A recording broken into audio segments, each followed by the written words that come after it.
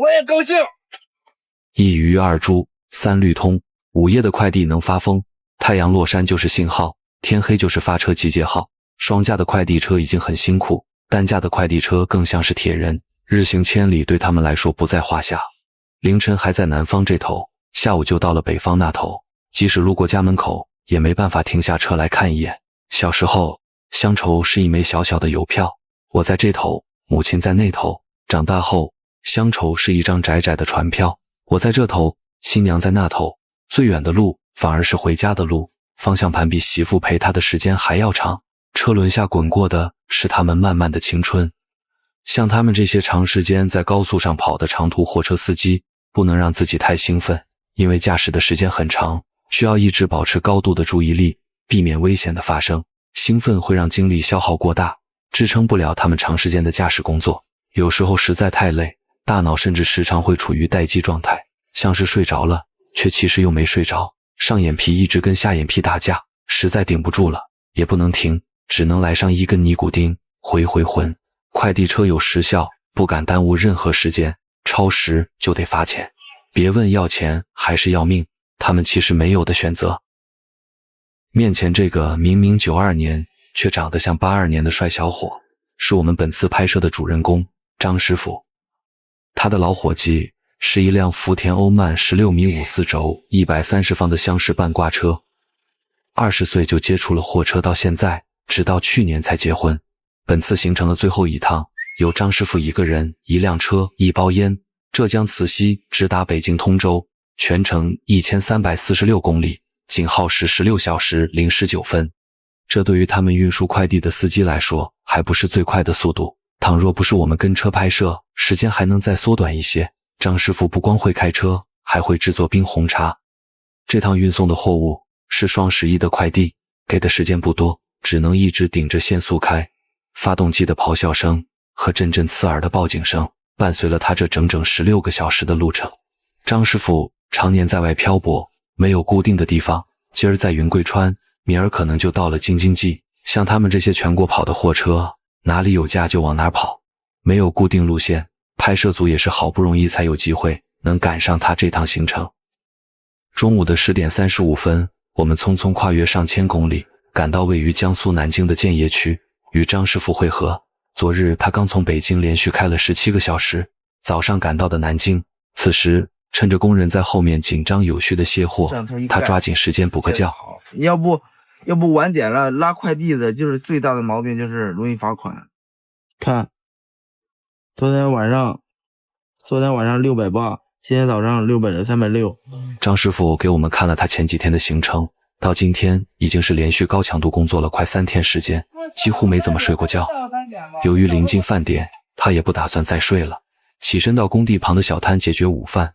他告诉我们，有吃的就赶紧把肚子填饱，否则下午来活就不知道啥时候才能吃上饭。填饱肚子后，张师傅返回到驾驶室，开始打开平台寻找合适的货物，想着这2天能再跑趟长途的往返，赶在双11赶回江浙沪，这样就能抢到双11的高价货，跑一趟的收入顶平时跑2趟。虽然他的计划很完美，但是理想很丰满，现实却很骨感。他这辆4轴130方的老伙计已经完全没有了竞争力，快递公司更喜欢用大一点点的车。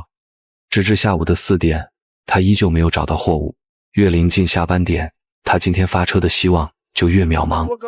但是功夫不负有心人，幸运地找到了一单从南京发往绍兴到短的货物。货主说今晚到了就能装，明早就要到绍兴卸货。张师傅不敢耽误，随即发动车子往30公里以外的装货地驶去。这趟活儿跑去高速费、过桥费顶多只能挣个饭钱，但是对于他来说已经不重要了，因为绍兴离宁波只有100来公里，明天再到个挣饭钱的活，后天到宁波附近找趟长途，全力奋战双11，一趟就干回本。此时夜幕渐渐降临，6点没到，天色已经完全暗了下来。为了少走点夜路，6点03分，我们已经抵达了装货地的厂门前。他一路小跑前去询问，但是却被告知装完前面几台车才轮到他。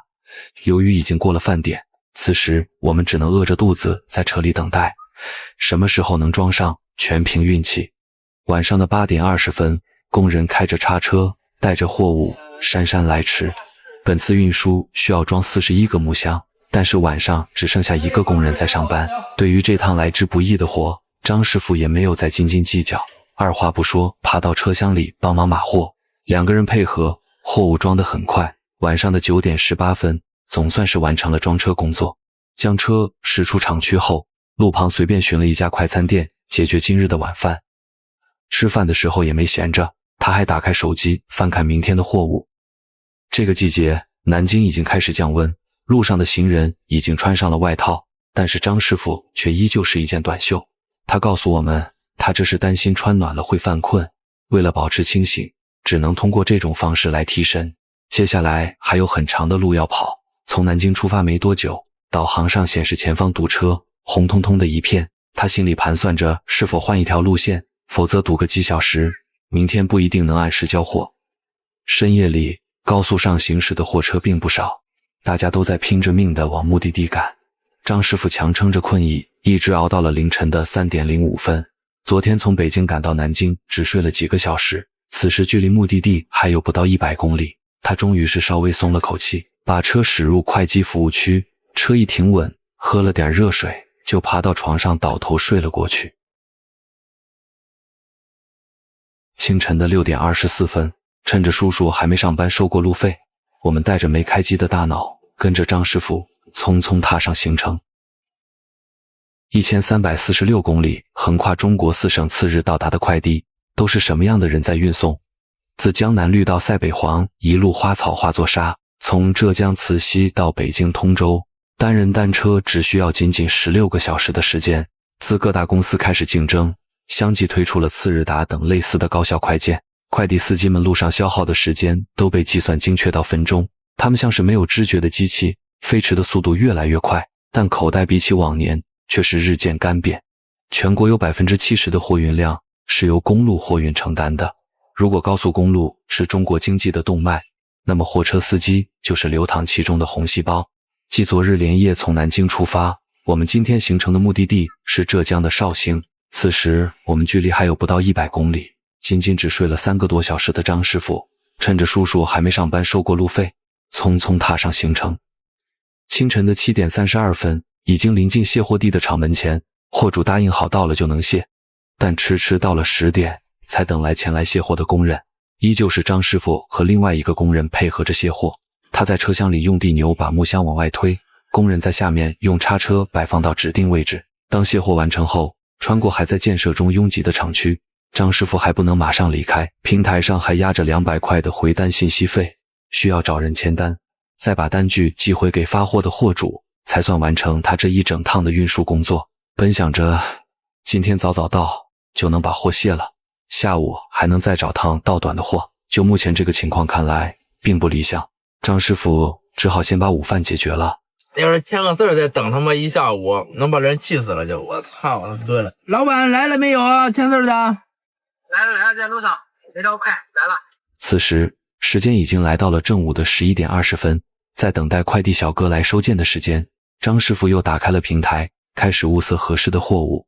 忙碌了好几天的张师傅，今天才有时间给千里之外的小媳妇打去电话。忙什么呢？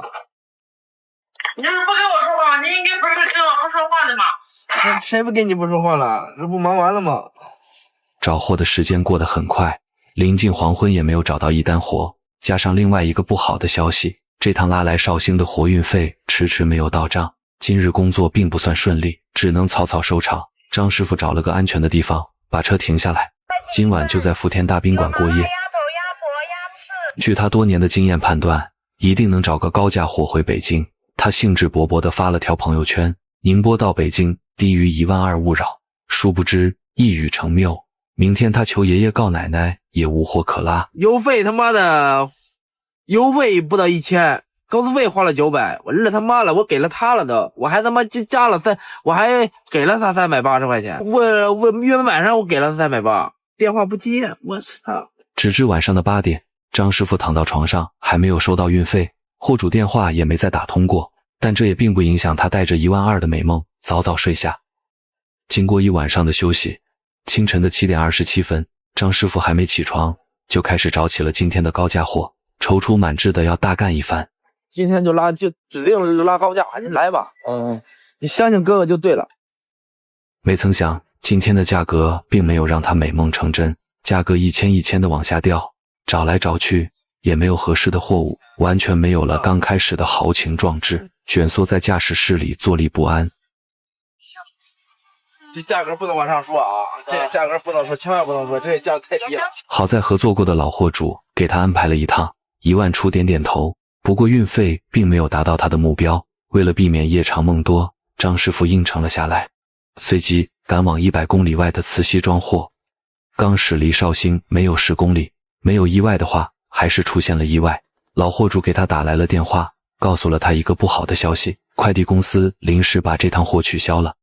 他依旧不想放弃这趟来之不易的货，把车停到路边，再次给老货主打去电话确认，让自己本就死了的心死得更彻底了一些。照着早上的行情，今天要是再不赶紧找活，可能连正价的活也拉不到。他只能勉为其难地接了一趟运费低于1万的活。这趟活是在绍兴附近装货，刚跑出没几公里，屋漏偏逢连夜雨，这趟活的货主直接把订单取消了。短短几个小时，接连被2个货主放了鸽子，让他心里不免惆怅了起来，紧盯着手机，希望能有奇迹发生。时间转眼又到了中午，在国道旁找了家餐馆填饱肚子。几天没洗过澡的张师傅趁着这功夫到餐馆的洗碗池就着冷水好好洗漱了一番。去哪儿啊咱现在就是没有货，流浪呗，人撵他就走。我操！从日上三竿一直到夜幕降临，老天好像并没有想要眷顾这个帅小伙的意思。用一下得了呗，你这又不是不能装。应该能装，但是他这边合同签的好像是5周。是啊，我就说呗，你这用一下得了。再过2小时还没找到货的话，张师傅今年的双11估计是要凉透了，只能继续在福田宾馆接着养精蓄锐。好在功夫不负有心人，他碰运气的试着给早上一趟的老货主打去电话询问。刚加的。行，你抓紧下吧。对，你也就这一个，找完之后就超过，帮我再打电话。没事，让他先喊一会儿，这会儿我也挺激动的。去吧。赶巧那边快递公司临时又加了一班车，价格还是没变，他脸上露出久违的笑容，此时的心情已经难以用词语来形容。晚上的7点15分，张师傅带着兴奋的心情油门焊死往慈溪奔去，生怕再慢点这趟货又黄了。这趟货凌晨才发货，并不赶时间靠台，他选择一路国道直达装货地，但江浙沪夜晚的国道并不平静，人多车多，速度一直提不上来。紧赶慢赶，晚上的10点09分，我们才抵达慈溪的快递园区。双11此时的场地内已经堵得水泄不通，大家都在为了快递能按时送达紧锣密鼓的发车。将车靠台停稳后，跟工作人员做好常规交接。他抓紧时间躺到驾驶室后部觉。找不着北了，你不来把这个整了，这个睡。行，弄吧。我睡觉呢，操！待会儿发车之后就再也没有休息时间。